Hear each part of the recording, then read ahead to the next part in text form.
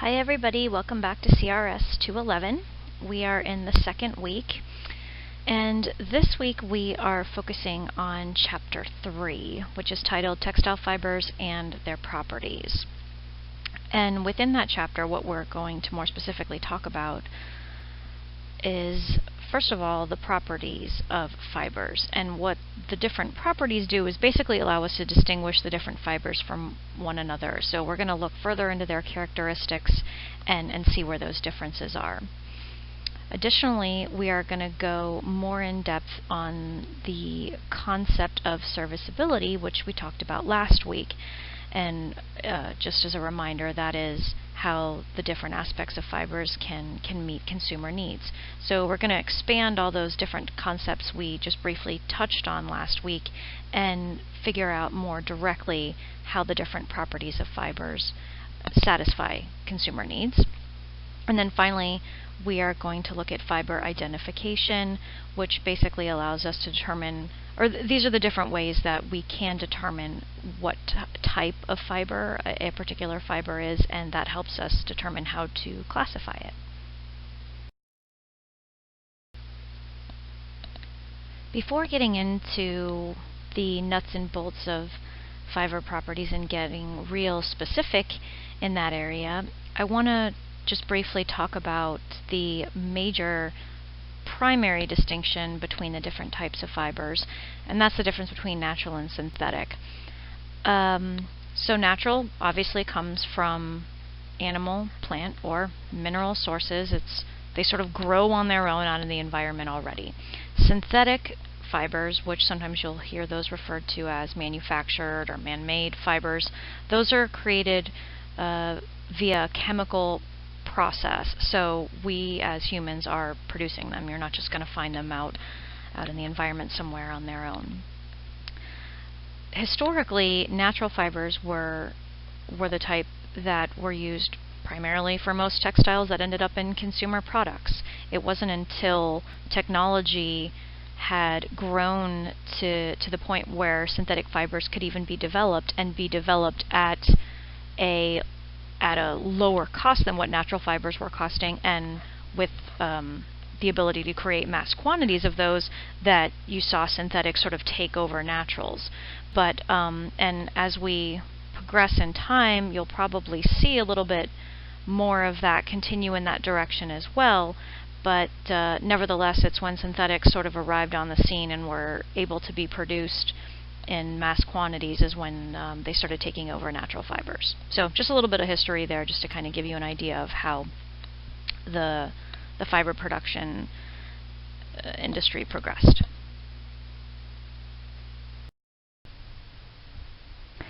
So with respect to the properties of fibers, this is a list of the different properties and the ways to describe fibers, like I mentioned a few slides ago. And as we move forward and talk about all the different fibers that we are going to get into in this course, these are the ways we are going to be talking about them. So it's going to be in terms of their physical structure, their chemical composition, and molecular arrangement. In addition to those two facets, we're also going to talk about aesthetics, durability, comfort, and safety, appearance, retention, and all those things I briefly mentioned last week, and that relate to the serviceability of fibers and how they meet consumer needs. So that's where that concept is going to come into play here with respect to the nuts and bolts of the fibers. So this slide sort of serves as an overview for you as to the properties that we are going to use in the future to describe the fibers that we study. Regarding the physical properties related to fibers, within that sphere, one of the main things we use, or one of the main characteristics we use to talk about fibers, is in terms of their length. And fibers are split between two categories within that sphere. So the first are staple fibers, and those are shorter ones, and primarily those are the natural fibers, with the exception of silk. When silk is produced, we're going to talk about that more later, it actually is a long fiber. However, most of the other natural fibers are generally pretty short. The other category are long fibers, and those are called filament fibers, and those tend to be the ones that are manufactured. So the photographs here will give you an idea in terms of what they look like, but as you can see, the filament fibers are already pretty long, and that makes for an easy transition into sort of a large scale or mass manufacturing, whereas the staple fibers are naturally occurring quite on that shorter level, so they have to be strung together in order to create longer fibers that can be used to actually make textiles and fabrics after the fact. In addition to the length of the fiber, another physical aspect that we take into consideration of fibers is the diameter. Regarding natural fibers, they are, as we talked about, occurring on their own in the environment, so there's not exactly uniformity amongst them because they're all produced in sort of their own little environment. Manufactured fibers, it's a bit different because we as humans are producing them chemically, so we can control that environment and sort of standardize them across the board. So manufactured fibers tend to be more uniform while the natural fibers are not. In terms of the size with respect to diameter, larger size tends to be associated with more crisp and rough feeling fibers, and those fibers are used for more durable goods. The finer fibers are softer and pliable, and those are made for or used for the more comfortable type goods. So those are sort of the feel-good fibers, and they're a bit smaller in diameter. The weight of a fiber is assessed by two different measures. One is the denier or denier, depending on how you want to say that, and the other is text. And the only difference between those two is how much fiber, or how much of the fiber is being considered in the weight count or calculation. So the little chart here gives you examples of the different textile items and how heavy they are, and you can see that the items that need to be stronger have more denier.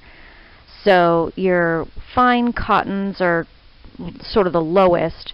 The average cotton is a little bit heavier. Then you start to get into the apparel fibers, and beyond that, carpets and industrial fibers, they have to be a lot stronger. So the things that are going, or the fibers that are used to manufacture textiles that are thereafter used in furniture and other household items and beyond that, naturally need to be a bit stronger than the fibers used in textiles that we wear, even though sometimes I do sort of wish that apparel fibers were a bit stronger. As you can see from the property of diameter here, that would mean that those fibers would most likely be less comfortable. So it's certainly a trade-off, but generally speaking, the lighter fibers are used for the items that don't need to withstand quite as much pressure and don't have to generally be quite as strong as the more industrial, commercial products that fibers are used for. So this slide discusses the physical structure of a fiber in terms of its cross-sectional shape. And the cross-sectional shape is a very important thing. Why does it matter? Well, it affects how the fiber performs, and it also affects how we assess the fiber. So if you take a look at the table that is on the slide, it's also found in your book on page 39, it's figure 3.3. You can see that the cross-sectional shapes of fibers vary dramatically. Cross-sectional means that if you cut the fiber in half and look at it under a microscope, you will see the shapes that are drawn here on this table. So, for example, if you compare the cross-sectional shape of wool to silk, you'll see that the silk is very smooth and triangular in shape, whereas the wool is oval, but it has a lot of overlapping scales. So why does that matter? Why is this important? Well, think about the idea of luster. So a silk fabric, you know, is very lustrous. And the reason it is because of the cross-sectional shape. It has a lot of surface area, so a lot of flat surface area that can reflect light. Whereas when you look at the wool swatch, you see, or excuse me, the wool cross-section, you see that there are all these kind of jagged scales. So it has this overlap and very little flat surface to reflect light. So those are just a couple of differences that you can see just by looking at the cross-sectional shape. And that's one of the reasons why it's so important.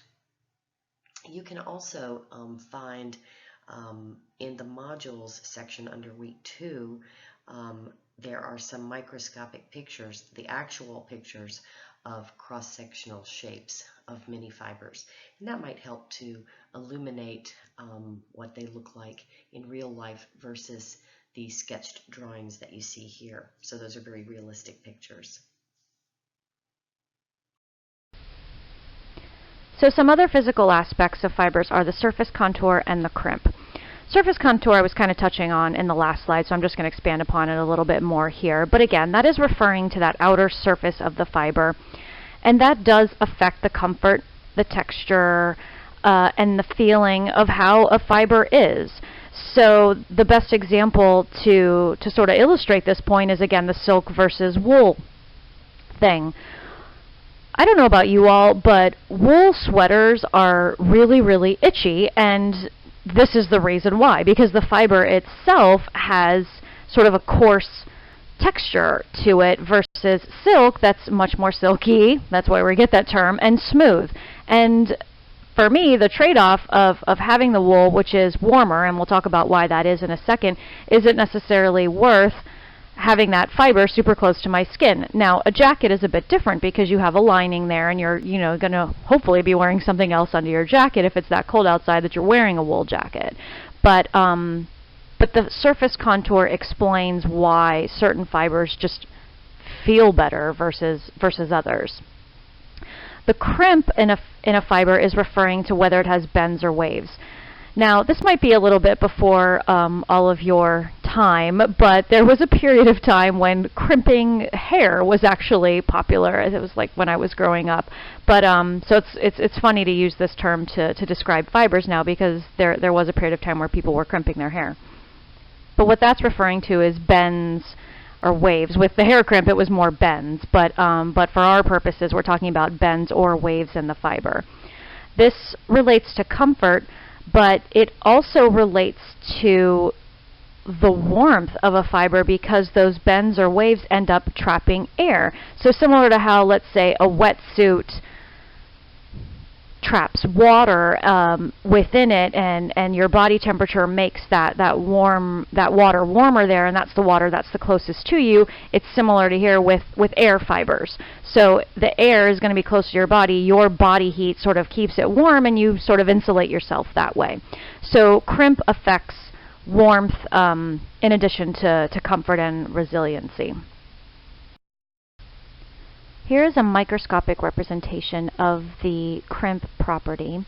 And you can see on the bottom the natural crimp that wool, or the wool fiber, has, and that's what ends up in the trapping of air to sort of create that extra heat, that insulation factor that wool has.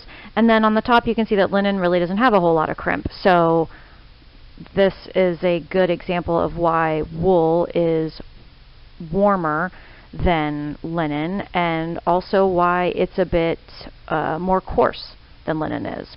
So since I mentioned the hair crimping in the last slide, the next slide sort of gives you a visual representation of it. I know you all know what I'm talking about, but at least this way you can see some more current examples of it, and kind of decide if it's a style that anybody wants to re-engage at all.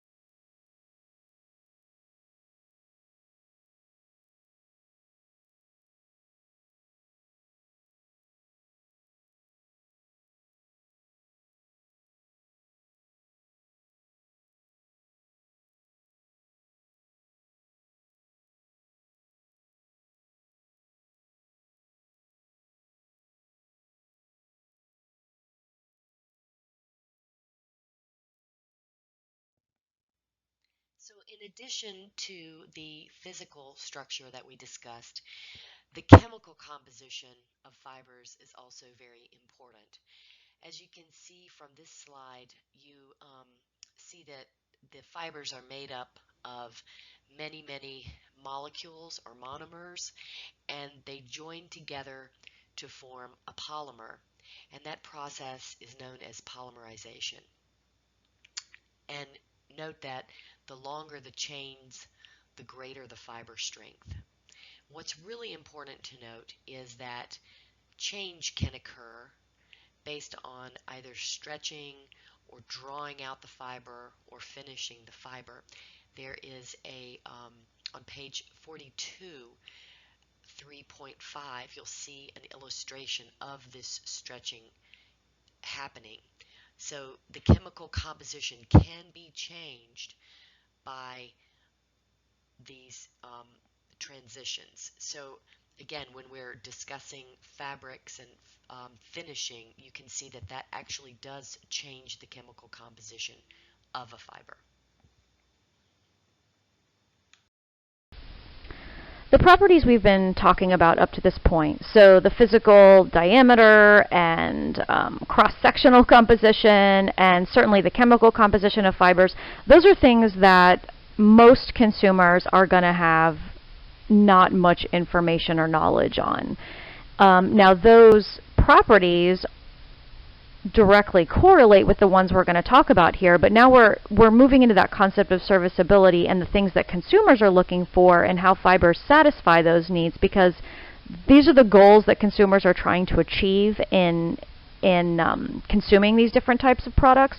So these are the areas where fiber properties are going to matter to consumers.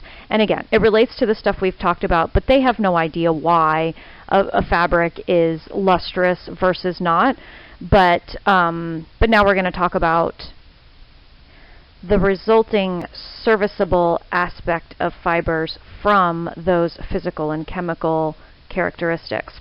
So the first one is going to be the aesthetic nature of fabrics.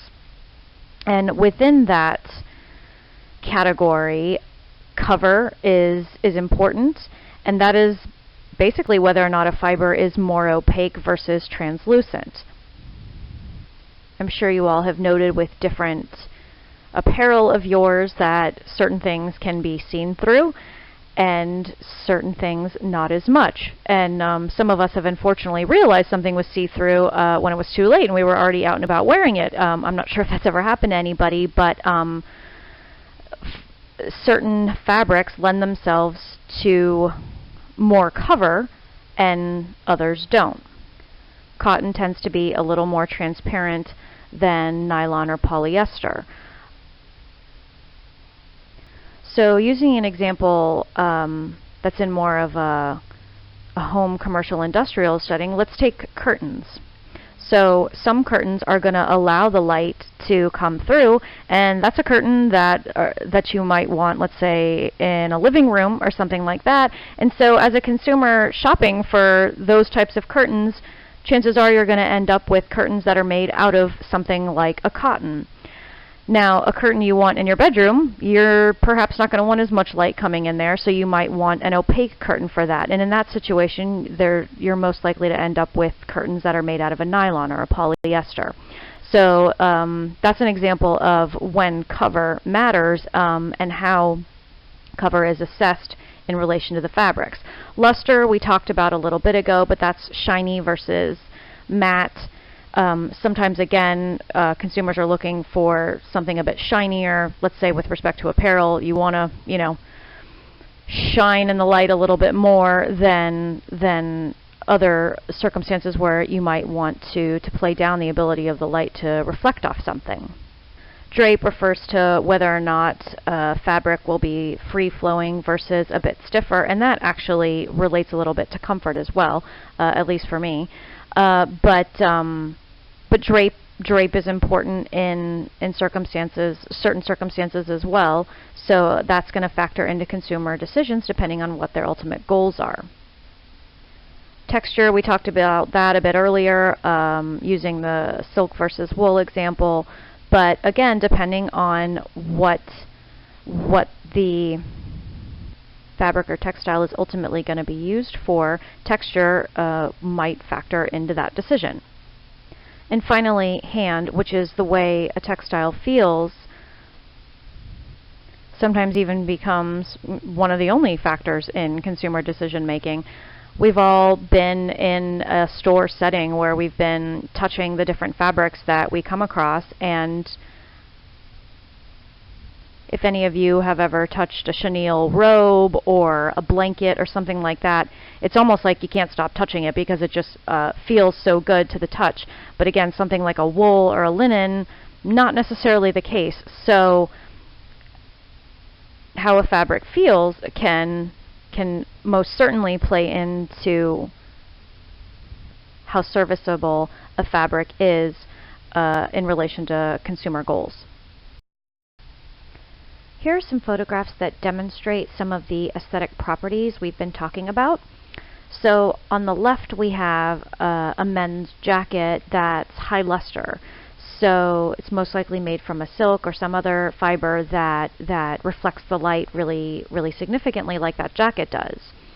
The dress in the middle, likely out of chiffon. You can see the ability of the fabric to drape a little bit better than something like a linen that would be more stiff and wouldn't flow quite like that dress does. On the right we have a set of wool curtains, and you can see how they're letting in some light. So wool, not exactly the most opaque fabric, so that might be a consideration with, as I mentioned before, with respect to what room a consumer is shopping for curtains for. Continuing to talk about the properties that relate to serviceability, this slide we're going to talk about the durability factors. So the first one here is abrasion resistance, and that's the ability of a fabric to withstand rubbing. Flexibility, the ability to bend it without breaking. Pilling, which to an extent might even actually result from issues with the abrasion resistance, but that's when those little balls of fabric or the balls of fiber form on the garments. And here's a picture of not only the pilling, but also one of those little devices that you can buy to run over those that'll go in and sort of clip them off for you. Happens a lot with cotton especially, but it could be something that directly relates to a consumer decision to purchase a garment or not. To illustrate, I sort of expect it on certain tops that I might be purchasing or something like that, but when you've washed a garment 2 to 3 times and you start to see that, well, it's not as durable as another fabric that you might have been able to purchase that same garment in. So of course, depends on the consumer and what they're looking for and what ultimately ends up agitating them, but that's something that would factor into a durability assessment. Strength, tenacity, the definition of those are there. Cohesiveness, elongation being the degree to which a fabric can be stretched. That property might play into, for example, workout clothes or something like that. So to sum up, durability and different aspects of durability matter in certain circumstances and to certain consumers more than others. You know, it sort of depends, but these are the ways that consumers will assess the fabrics in terms of how durable they are. These aspects of serviceability, comfort and safety, and also I'll go ahead and include a practicality measurement there as well, are additional ways that consumers will determine whether or not certain textiles and fabrics meet their needs. The first of these properties is absorbency, and that's the ability of a fabric to take up moisture. Certain fibers repel water and others will actually accept it. The terms for those are hydrophilic versus hydrophobic, so fear of water versus acceptance of water or other liquids. But this is the feature that directly relates to static cling actually. So some of you may have been in that experience before where you've had some static cling when you were out and about, and that directly relates to the absorbency of a fiber. Wicking is the ability to transfer moisture to the surface. So it's a little bit different than absorbency, but still relates to moisture, obviously. And the ability of a fabric to do this is actually obtained by virtue of a finish that's put on the fabric. But this is a property that is extremely important with respect to workout clothes again. So I put the picture of the Under Armour t-shirt because that brand, to some extent, sort of built itself on the ability of its products to wick away moisture. So their whole platform, to an extent, was based on the ability of their fabrics to wick. Heat and thermal retention, we talked about that a little bit earlier, but it may be more important for certain fabric uses versus others. Heat sensitivity is an interesting one, and this isn't about heat retention, but how a fabric or a fiber is going to react when heat is applied to it or near it. This is the reason why some garments can't be ironed, as an example. And I'll just actually give a personal one. I had a shirt that was either nylon or polyester, and I believe it had a finish on it too, but it was all wrinkled. I went to iron it, and I destroyed the shirt and the iron, I think, because there was a nasty film on the bottom of the iron by the time I was done with it. So it ended up being a huge mess, which also indicates how important it is to check the care labels on a garment before you start cleaning or treating it in the way that you want to, but could come into play for cleaning purposes, but also for even aesthetic purposes. This, the example of the t-shirt on the left of that is also predates most of you, but there was a trend of t-shirts years ago, and the idea was that whenever they were heated, so if you were, let's say, outside in the heat, or sometimes even when they were being washed or whatever, the color would change, and they were called Genera hypercolor shirts. So it was a trend many years ago, but it was actually a trend that incorporated one of the fiber properties related to serviceability, and again, the company sort of built its entire product line, or at least this particular product, off of the heat sensitivity property. And the last one here is flammability, the susceptibility to burn. That's going to come into play more with more functional, more commercial uses for textiles. For example, those that are used to manufacture the stuff or the garments that fire department personnel wear. So flammability is going to matter a little bit more to them than, let's say, the average consumer who's buying a shirt. That may also play into products for children. When children are involved, things tend to be a little bit higher on the safety levels, so flammability may be an aspect of certain children's apparel, garments, and what have you, that matters to parents from a serviceability perspective. This slide displays some garment care tags that help us to understand a little bit better the properties of fibers and how they directly relate to the garments we're using on an everyday basis. So looking at the cotton tag, it says machine wash warm with like colors. How many of you have washed a cotton shirt that was a little bit lighter in color, perhaps with a dark red or a dark blue something else, and it came out and the entire garment was ruined? Or, I mean, maybe you might have still been able to use it the way it came out, but it had completely changed.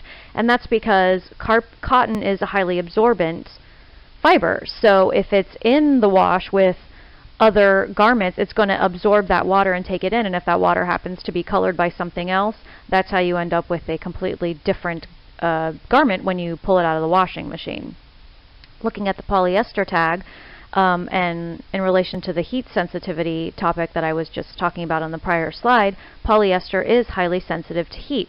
So note that right there it says iron it with a cool iron. So that's how I ended up ruining my shirt, is because I put a super hot iron on it, and ruin the whole thing. But so you can iron it, you just have to be careful, and it needs to be on a cooler setting, which basically means that wrinkles are going to be a lot harder to get out of those garments.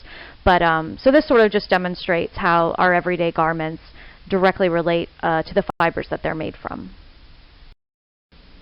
The properties here are referring to the ability of fibers or fabrics to retain their appearance.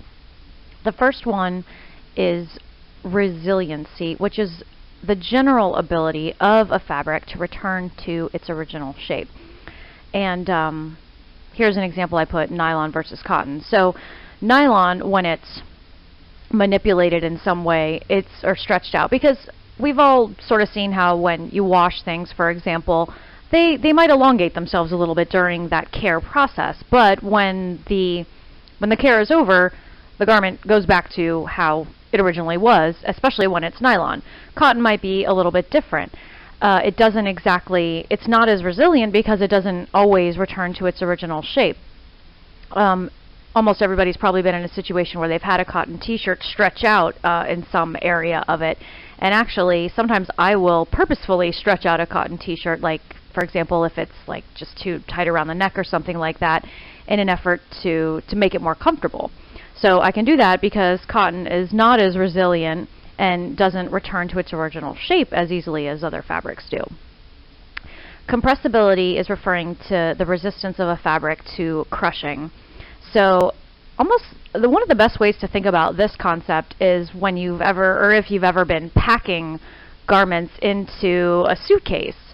Certain items, they fold into a neat little square that you can easily stick into a suitcase, and it provides you with space for a lot of other things.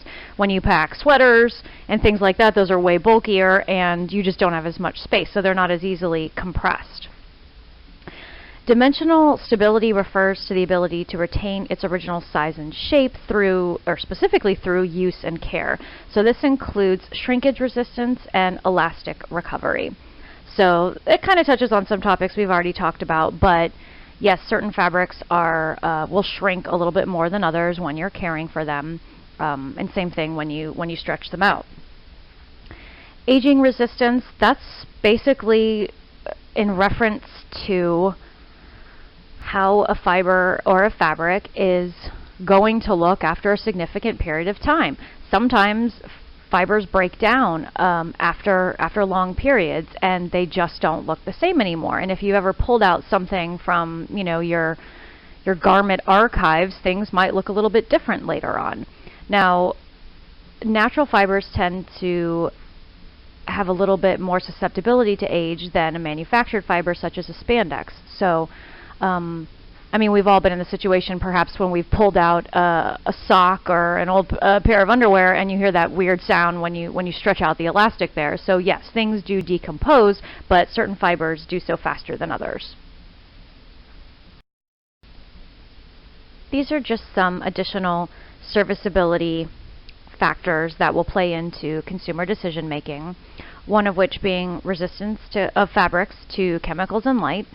Another are environmental concerns. There's been a movement in this area in more recent years, but some consumers are very concerned with sticking to natural fabrics, and within that sphere, organic fabrics. Now, there's definitely a difference between natural and organic. Organic, those words are thrown around by different brands and products, and so now the meaning of both of them has been a little bit diluted, but there generally seems to be an understanding with natural as being the natural fibers that we've been talking about thus far. With organic, that encompasses not being grown with pesticides and hormones and things like that, and genetic modifications and that type of thing. Some products are labeled as organic, but they are not necessarily 100% organic. There is the USDA organic stamp that that companies can achieve for their products when they've met certain standards. But again, unless you see that little seal there, a product that's on the market may not necessarily be organic either. So again, these are kind of loosely used, but depending on how strict a consumer is with staying true to their desire to consume only natural and or organic products, that's going to play into their decision making and ultimately how serviceable a particular fabric might be for them. Care is also a important decision-making factor. I'll be honest with you, for me, care really plays into it. I don't really buy stuff that I know I'm going to have to iron. So the wrinkle factor is very important to me. Other individuals don't care so much about that.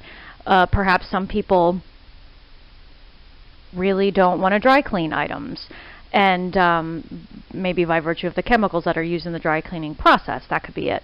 So care is going to factor into how serviceable a fabric is for consumers as well. And then finally, of course, cost. Certain fabrics cost more than others. There definitely seems to be a trend with the natural fibers costing a little bit more than the manufactured ones. So that will also factor into consumer decision making.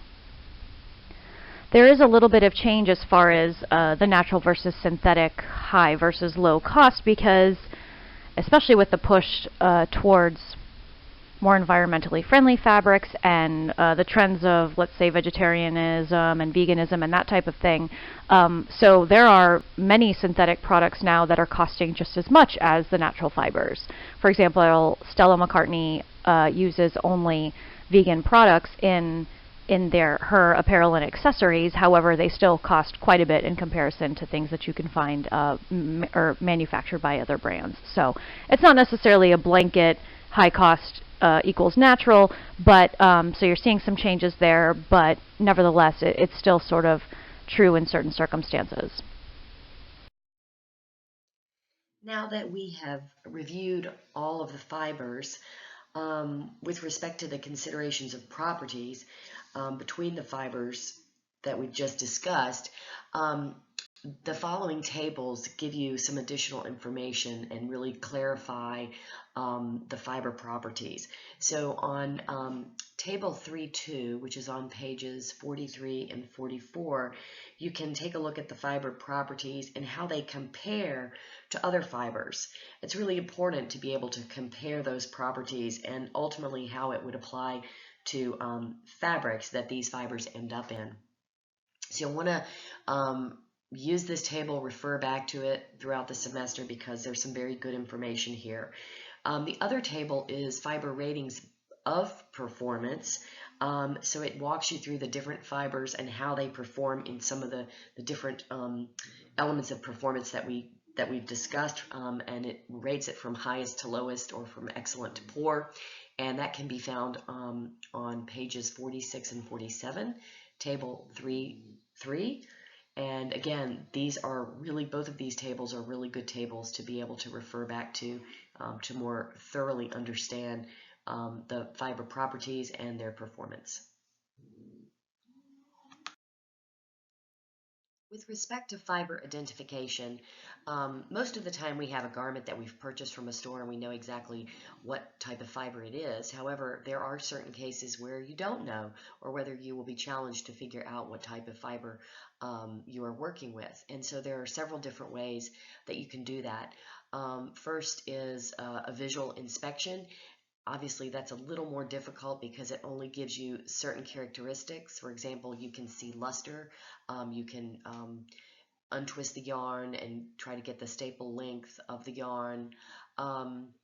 You can also do a burn test, which we will be doing live in the next class, the 300 level class, where we actually conduct a burn test on several different kinds of fibers. And what that can tell you is the general chemical composition, like whether it's cellulose or protein or synthetic. It does not detect blends, however, so it does have its limitations. You can take a look at some of the burn test table on page 55, table 3.7. You can also look at the fiber under a microscope. So microscopy is very important to help determine, and we looked at some of the different shapes of fibers, so that really can help you narrow it down. And you can also conduct a solubility test. This is another thing that we will be doing in our lab at the 300 level. But the table for the solubility test can be found on page 57 table 3.8. Also, I've included a link on the week 2 module that shows you an actual burn test being conducted. So please take the time to take a look at that. Here is our recap of week 2, which addresses the topics that we have gone over in this PowerPoint. The first being the differences between staple fibers and filament fibers, so short versus long, natural versus synthetic. So that was all in the first couple of slides. We also talked about, or went into the concept of serviceability in more depth and directly related various types of properties of fibers to the concept of serviceability. So we talked about the aesthetic properties and how they affect fibers, durability, comfort and safety, and appearance retention. So how all of those properties ultimately affect the fabrics that are produced from those different fibers ultimately affects how serviceable those fabrics are to consumers. Finally, at the very end, we talked about the fiber identification processes. So that sort of sums up everything, or the takeaways from this chapter.